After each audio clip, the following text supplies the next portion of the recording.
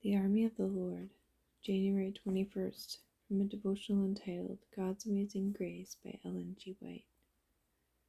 Take unto you the whole armour of God, that ye may be able to withstand in the evil day, and having done all, to stand. Ephesians 6:13. The strength of an army is measured largely by the efficiency of the men in the ranks. A wise general instructs his officers to train every soldier for active service.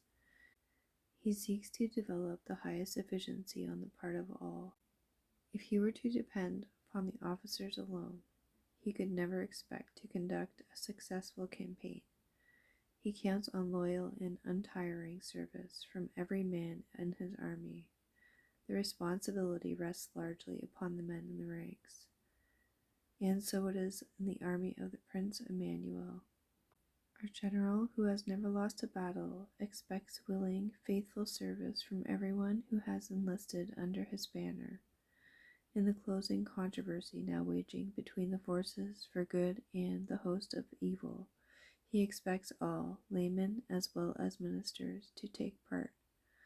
All who have enlisted in his soldiers are to render faithful service as minutemen with a keen sense of the responsibility resting upon them individually. All who enter the army are not to be generals, captains, sergeants, or even corporals. All have not the responsibility of leaders. There is hard work of other kinds to be done. Some must dig trenches and build fortifications. Some are to stand as sentinels, some to carry messages.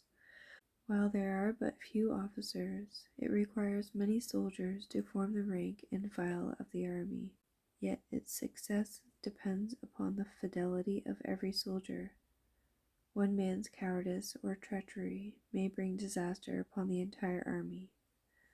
There is earnest work to be done by us individually if we would fight the good fight of faith. Eternal interests are at stake. We must put on the whole armor of righteousness. We must resist the devil, and we have the sure promise that he will be put to flight. The church is to conduct an aggressive warfare, to make conquests for Christ, to rescue souls from the power of the enemy. God and holy angels are engaged in this warfare.